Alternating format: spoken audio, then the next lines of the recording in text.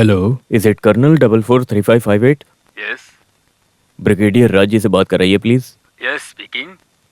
मैं त्रिवेंद्रम से डॉक्टर नरेंद्रन बोल रहा हूँ। आप मुझे जानते होंगे, पुराना कूनूर कैंप का doctor Narendran. Oh doctor Narendran, what A surprise. बहुत दिनों के बाद हमारी आपकी बात हो रही है। हाँ, शॉर्ट सर्विस कमीशन में था ना, उसके बाद सिविल सर्विस में ज्वाइन किया। अभी मैं त्रिवेंद्रम मेडिकल कॉलेज में कोऑर्डिनेटर डिपार्टमेंट का हेड हूँ। अभी मैं नम्बियर का नंबर बहुत मुश्किल से निकाल पाया हूँ। एक ज़रूरी बात के लिए मैंने आपको कॉल किया है। सेजल अभी मेरे ट्रीटमेंट में है। उसे सीरियस कंडीशन में जेल से यहाँ पर लाया गया है। वो 1-2 महीने की मेहमान है, ज़्यादा टाइम नहीं है उसके पास। She is very sick. वो आपसे और आपकी बेटी से मिलना चाहती है। ये उसकी आखिरी इच्छा है। आप अपनी बेटी को लेकर आइए। आखिरी टाइम है सर, कुछ भी हो सकता है।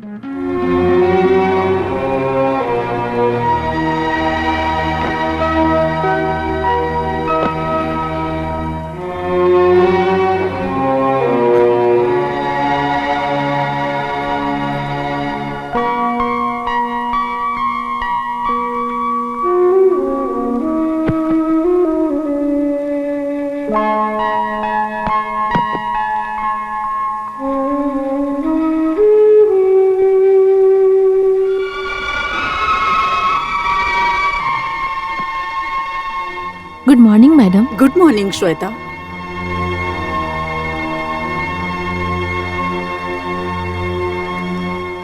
तुम्हारे डैडी तुम्हें थोड़े दिन के लिए बाहर ले जाना चाहते हैं। 2-4 दिनों के लिए ड्रेस तैयार करके आ जाओ। जल्दी आना, कम फास्ट।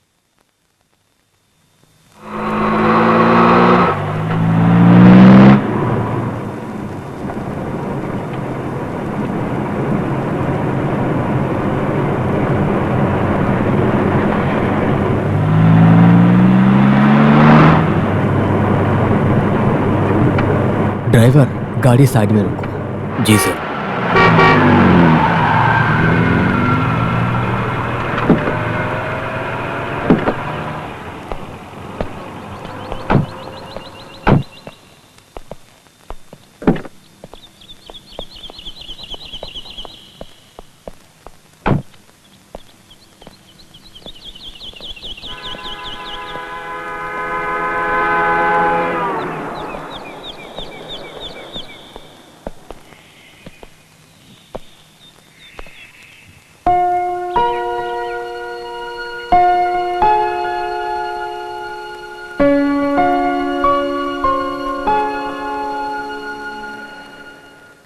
बेटी, मैं सोचता था कि तुम थोड़ी बड़ी हो जाओ, उसके बाद मैं बताऊं, लेकिन अभी बताना ही पड़ेगा।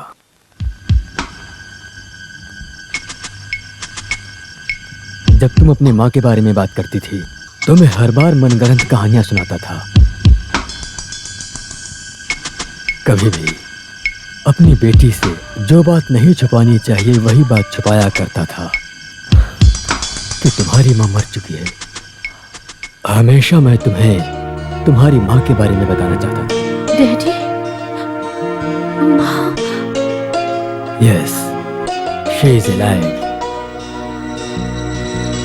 एक कत्ल केस में त्रिवेंद्रम सेंट्रल जेल में उम्र कैद की सजा काट रही है। अभी वो बहुत सीरियस है। वहां के मेडिकल कॉलेज में उसे एडमिट करवाया है और अभी वो हम सबसे मिलने की इच्छा कर रही है। डैडी। बेटी, तुम मुझसे ज्यादा सवाल मत करो। बाहर के लोगों को ना बताने वाली बहुत सी बातें हैं। इतने सालों से मैंने छुपा कर रखा था। अपने डैडी को माफ कर दो बेटी।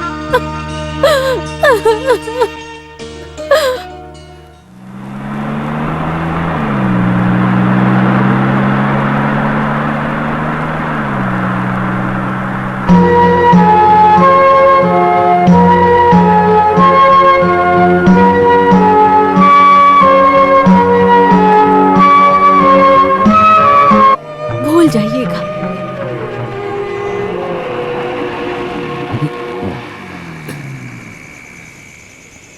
सर, हॉस्पिटल आ गया।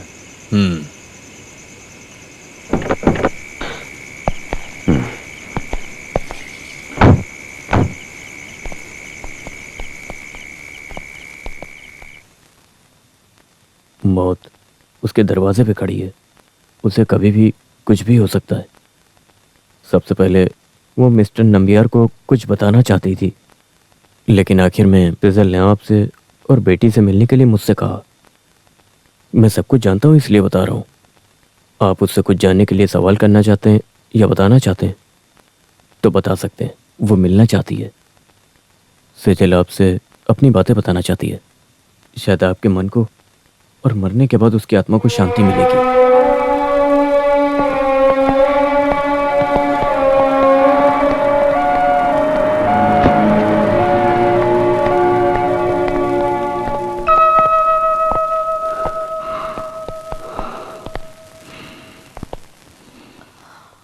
सेजल, सेजल,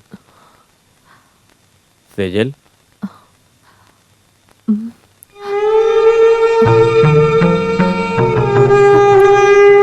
देखो कौन आया है।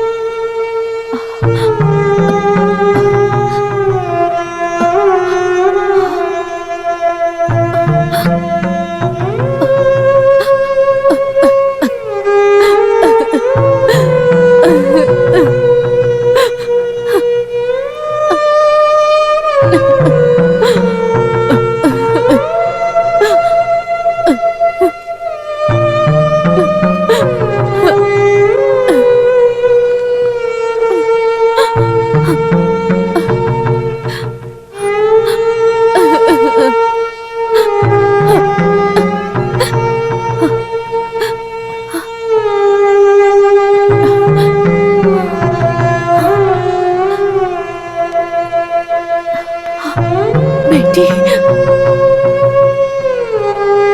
बेटी,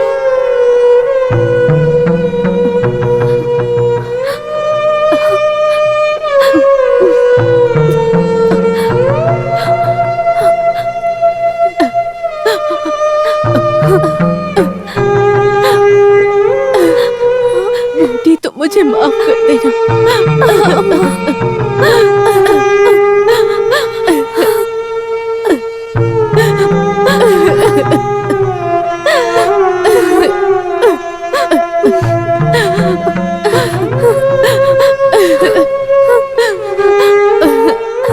बेटी तुम मेरे साथ हो, डैडी को यहाँ रुकने दो।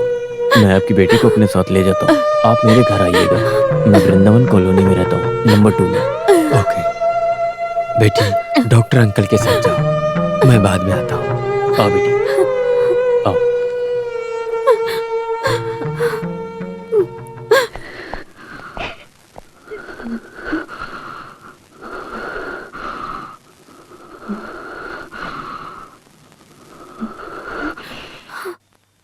तुमसे मिलने के लिए मैं 4-5 बार सेंट्रल जेल आया था, लेकिन उस समय तुमने मिलने से मना क्यों किया था? कोई बात नहीं, अब मैं हमेशा तुम्हारे साथ रहूंगा।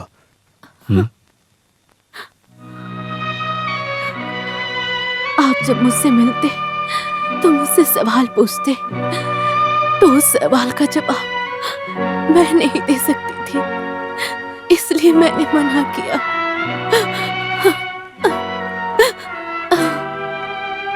उस सवाल का जवाब है ही नहीं, ऐसा मान लेते हैं। सेजल के बिना बिताए गए इन 10-11 साल में मुझे जवाब मिल गया है। मैं अब और कुछ नहीं जानना चाहता। नहीं जी, आपको सब पता होना चाहिए। मैं ये दुनिया छोड़कर जाते वक्त कोई भी राज छुपा कर नहीं जाना चाहती हूँ। मैं आपको सब बताना चाहती हूँ।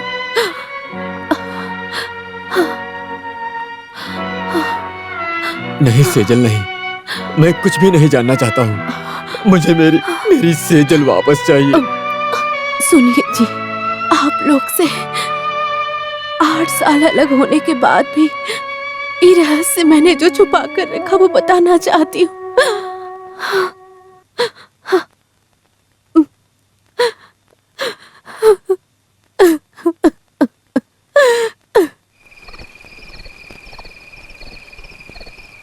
मैंने इस बात को बताने के लिए बहुत हिम्मत जुटाई है। मेरे जिंदगी का जो रहस्य है उसका एक पार्ट मैं भी हूँ। मैं आपसे इसे छुपाना चाहती थी, लेकिन मैंने सोचा कि ये गलत है। आपको सत्य जानने का पूरा अधिकार है। मैं जानती हूँ कि आप ये सत्य जानकर बहुत दुखी होंगे, लेकिन बताना जरूरी है। मैंने अपनी जिंदगी में प्यार और दोस्ती सनी के साथ भी किया था। एक गरीब लड़का दूसरी गरीब लड़की से प्यार करता है। आज जब मैं आपके घर की हालत देखता हूँ तो मुझे मेरा घर याद आता है। मेरे घर की हालत भी आपके घर जैसी है। मेरी भलाई के लिए प्रार्थना करने वाली मेरी बूढ़ी माँ और मेरे भरोसे सपना देखने वाली मेरी 3 जवान बहनें और पूरे घर का खर्चा मुझ जैसे जूनियर डॉक्टर की पगार से चलता है, बस वो भी बड़ी मुश्किल से। हमारी चाहत पूरी नहीं होगी ये मैं अच्छे से जानती हूँ। हमने ऐसी कोई गलती नहीं की है जिसे भुलाया जा सके। हम प्यार करते हैं और बस साथ में जीना चाहते हैं, इसमें क्या गलत है? मेरे मन में बहुत पहले से ही आपके प्रति प्यार था।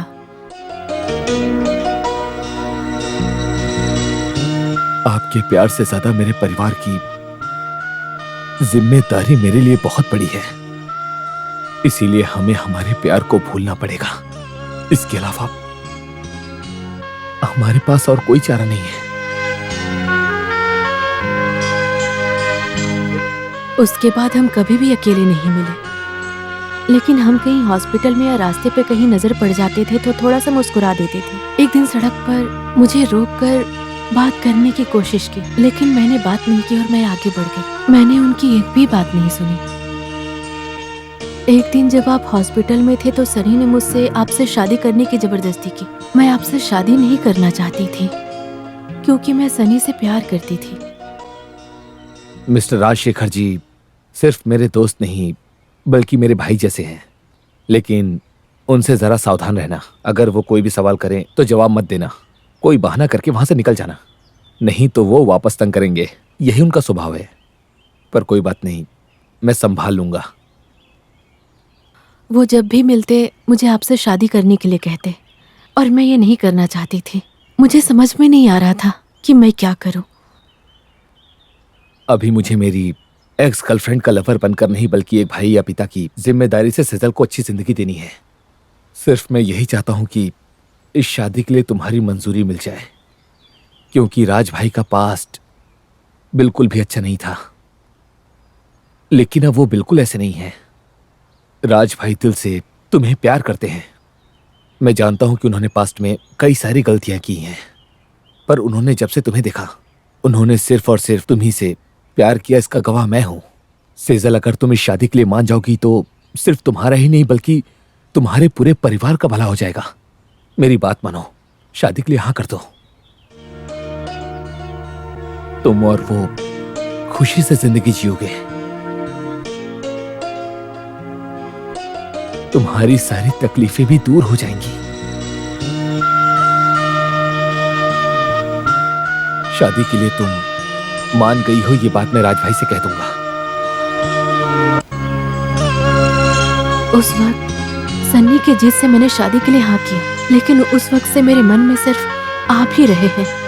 आपको खुश देखकर हमसे ज्यादा खुश सनी होता था।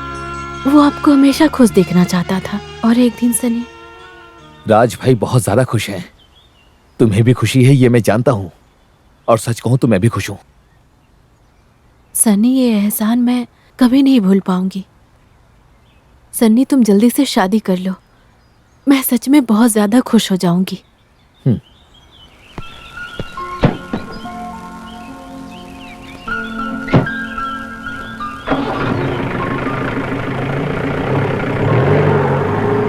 उसके बाद सनी ने कभी ऐसे बातें नहीं की जिससे हम दोनों में झगड़ा हो।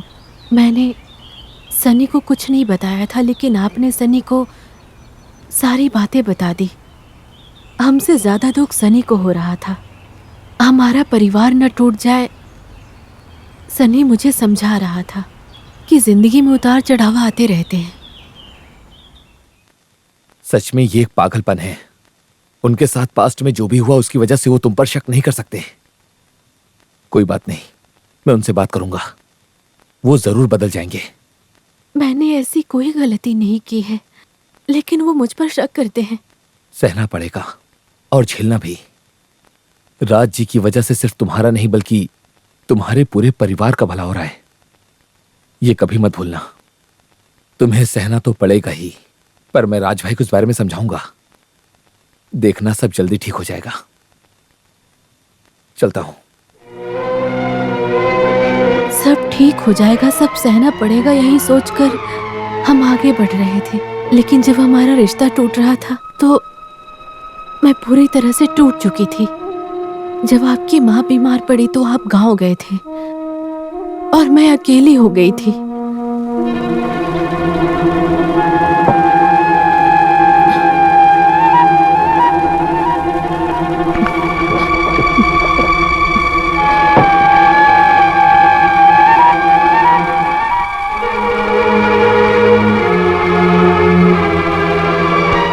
मैं अपनी जिंदगी में कभी रोशनी नहीं देखना चाहती थी, इसलिए मैंने सोचा कि मैं अपनी आंखें बंद कर लेती हूँ। मैं सबसे बहुत दूर जाना चाहती थी। आँख खोला तो पता चला कि मैं हॉस्पिटल में एडमिट हूँ। ये अब ठीक है। हो सकता है आज शाम तक ये डिस्चार्ज हो जाए। सर, आज शाम तक आप घर जा सकती हैं। मैं यहीं पर हूं, तुम्हें आकर देखता रहूंगा। किसी चीज की जरूरत हो तो मैं यहीं रहूंगा, बुला लेना। जी सर।